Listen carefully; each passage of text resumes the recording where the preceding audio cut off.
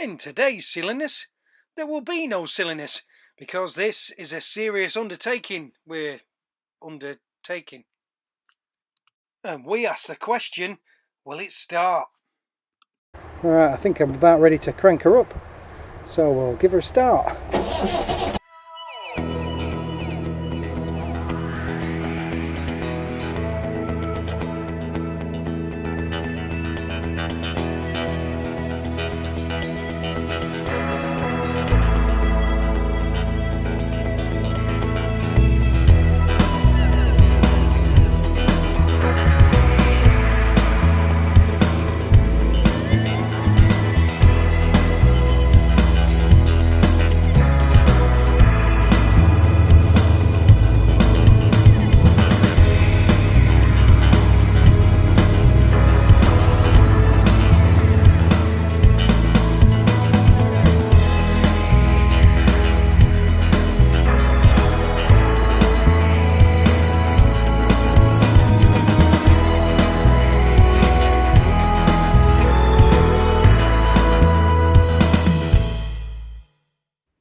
Now then, and welcome to the video. As ever, a big thank you to all you likers, watchers and subscribers, old and new. And we're especially grateful for those of you who take time out of your busy days to comment on the things we get up to on the channel. And if you've got out to say, you've got any questions or even suggestions for things we can do on the channel, well, why don't you stick it in the comment box wherever YouTube's put it this week, and I'll do my very best to get back to you. Today's video took me ages to put together. It's a bit technical and I didn't want to half-arse it like I normally do. I wanted to do a proper job. As most of you regulars are fully aware, I'm the owner of a bulletproof yet slightly fragile 1.5 BMC engine, which has been playing up somewhat rotten over the winter period. She's an absolute pig to start. Takes 50-60 seconds of priming of the glow plugs, and she still really struggles. There's white smoke, blue smoke, black smoke, there's all sorts of smoke coming out of it. So I've spoken to a load of people, and this common thing that they all say is get those glow plugs replaced, let's get some new ones in and see where you go from there. So that's what we're going to do today. Let's crack on. This is Laura's control panel. As you can see, all the lights light up and there's gauges and places for the key to go. And then at the bottom is the big switch, which looks like it come from Doctor Who's TARDIS, to be honest. When the engine's off, we put the switch at position 1. And we start the engine. The little red plastic thing has to be at the number 2.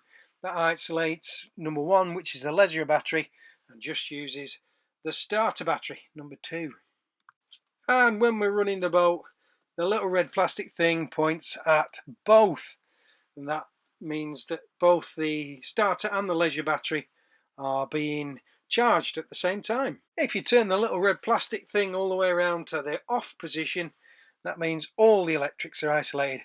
We don't use this very often because we live on the boat. I've only used it a couple of times really, mostly when I was doing the engine works. I've done all my fluid checks, I've checked the belts alright, there's nothing left to do now but try and start her.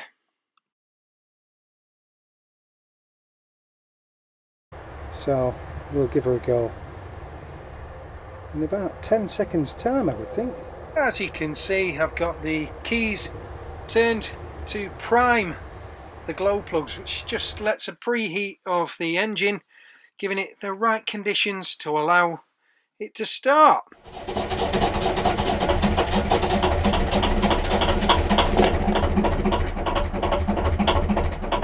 Maybe not. Yeah, that seems to happen a few times, that.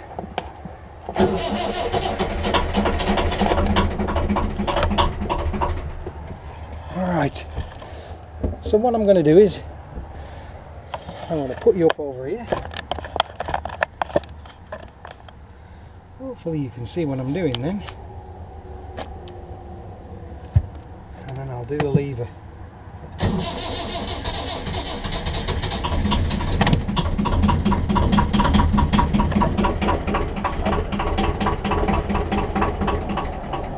can hear she's catching but not quite starting. I'll try again.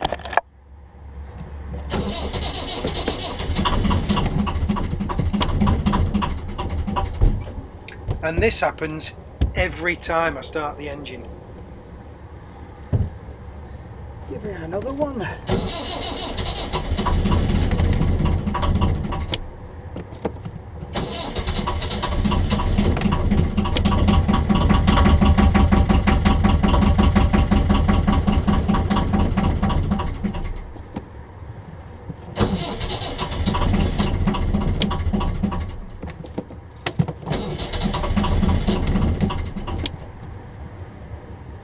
So now I'm going to start with a bit of throttle.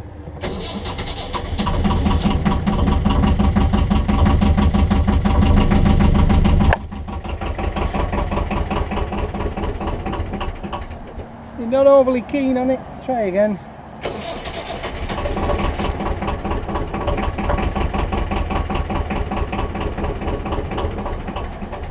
I've primed them glow plugs for at least 60 seconds and we've still no joy.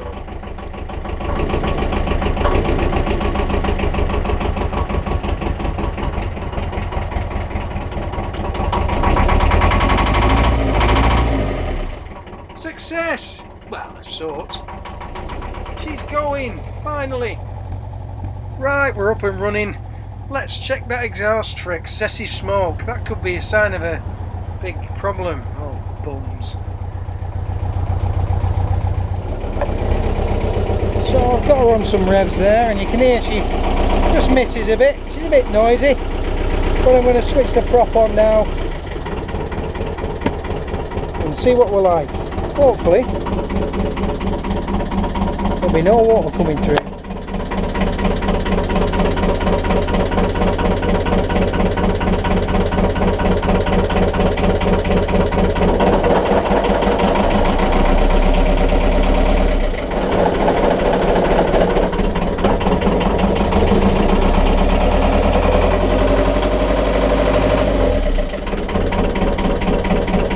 Doesn't seem to be any water coming through. We'll have to give her a proper check next time. So that's the engine started. Now we've got a stopper. See that little red knob there with the pull to stop? That's to stop the engine, you know. When you pull this little knob out, there's a wire that goes from it to the injection pump, and that starves the engine of fuel, which eventually leads to it cutting out, a bit like it did on the Ribble link.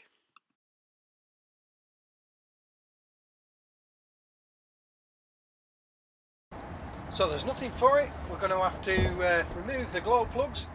That's where I keep all my little box of tools and what have you. I shall do a list now of all the spanners that you need for this job.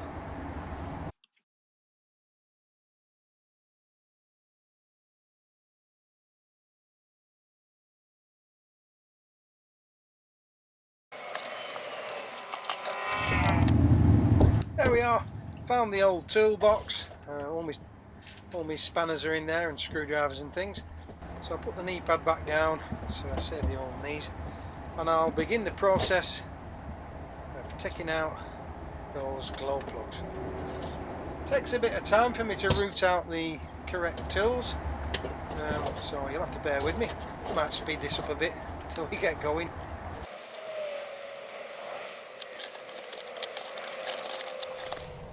There we are, found the right bit now, so I'm going to start undoing that little nut on the glow plug there that the wire is connected to.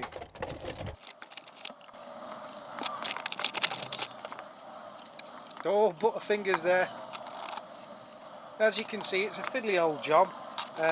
What I suggest you do if you're going to do this to an aeromotor lorry is you take that injector pipe off, so you've got a bit of room behind, and then it's not so fiddly and awkward.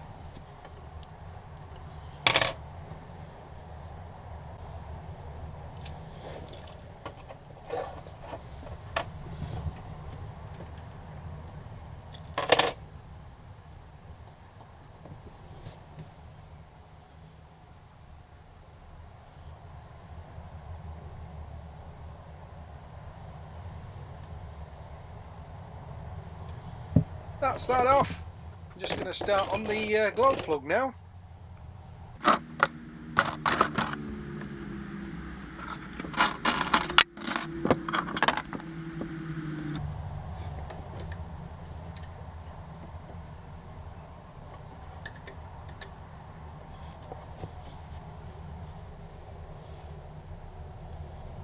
Now I'm making this look really easy, but those are quite new glow plugs, so they've not been in that long. I didn't even bother warming the engine up, which I was informed afterwards was probably the clever thing to do. Yeah, they came out relatively easy. If you're struggling like really bad, there's got to be a bit of heat behind it. They soon get coked up and really quite difficult, and they snap easy.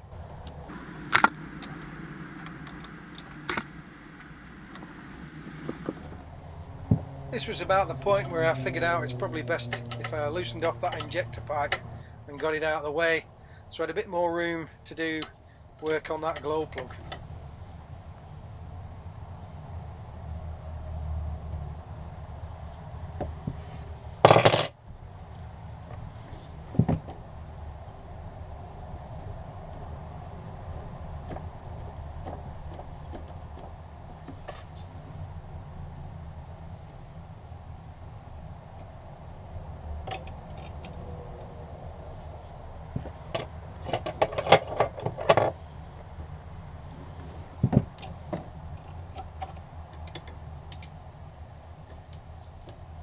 That's better now, a bit more room there.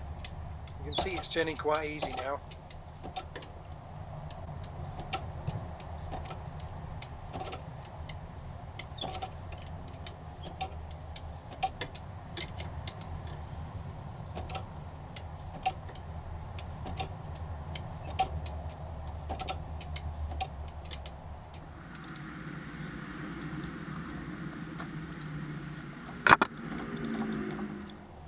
Little black box there that I'm looking at, that's the wire there goes through to all those other little wires. That's quite an important piece of kit. If that wire's loose, she won't start.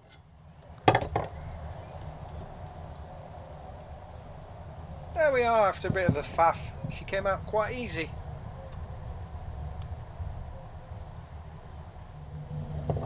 So I've dipped that drill bit in a bit of grease. I was advised that it was a good idea to do that, and I'm poking it in the hole there and wiggling it round to remove any of the soot that's got collected. You keep doing that till it moves freely within the little housing there. And what I found as well is I measured my finger depth on the glow plug itself, so that I knew exactly how far I could poke that drill bit in. Didn't want to go too far and lose it, because it's quite difficult to get out afterwards. Here we go, I'm refitting the new glow plug, and as you can see it's quite tight. I haven't quite got the right size drill bit, so there's nothing to it. Take it out, get a bigger drill bit in there.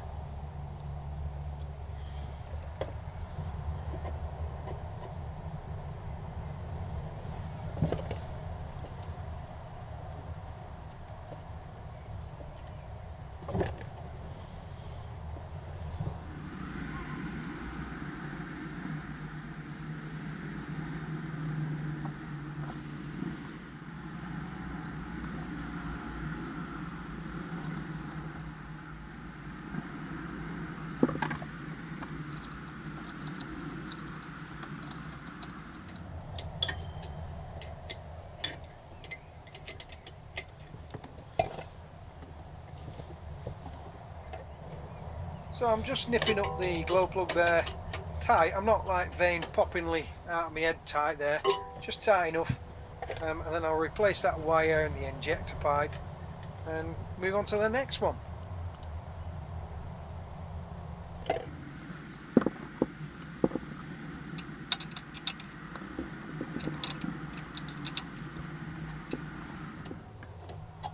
Now, putting this little nut on the end of the glow plug and tying it up was one of the fiddliest jobs of the lot, really. I was quite worried about dropping it, especially with my fingers. I'm not right good left-handed, and my right hand is now useless with this stupid finger of mine.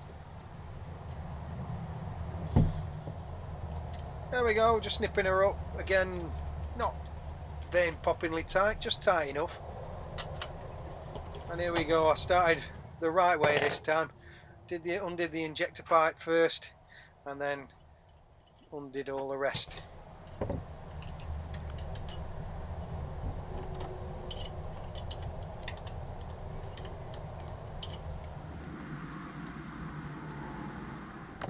We'll leave that there. Needless to say, you've seen me do one, and it was just a repeat performance for the rest. Now, before you all rush off and do something far more important than watching this video, let's answer that question we asked right at the start of this video. Will the engine start? Just keep your fingers crossed I haven't forgotten anything, eh?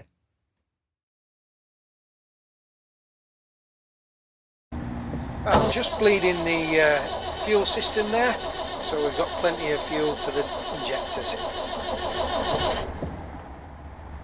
I usually bleed number 3 and number 2 injectors.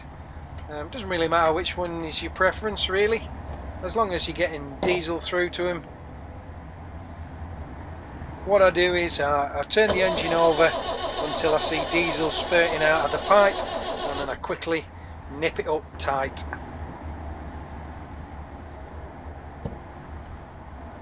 I remember that little box that I was talking about earlier on with the wiring. Well, I managed to forget to put the wire back in.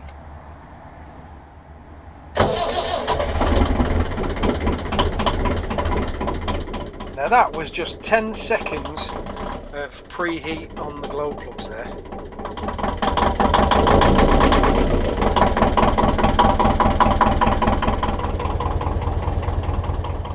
She's still a bit smoky, but it's better than it was.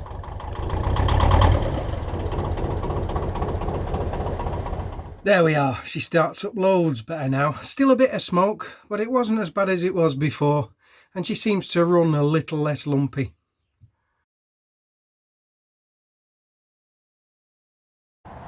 Here's a new piece of kit I've got, affectionately known on the cut as a jiggle pipe. That copper in there has a little glass marble in there that rattles around. What you tend to do is you stick that end, the copper end, into the fuel tank that's got the fuel in, and then you put the other end into Laura's tank there, and then you jiggle it about. There you see the fuel going in into the tank, and then you just leave it until the jerry can's empty. It don't take long to empty the jerry can into the fuel tank, maybe about 10 minutes or so.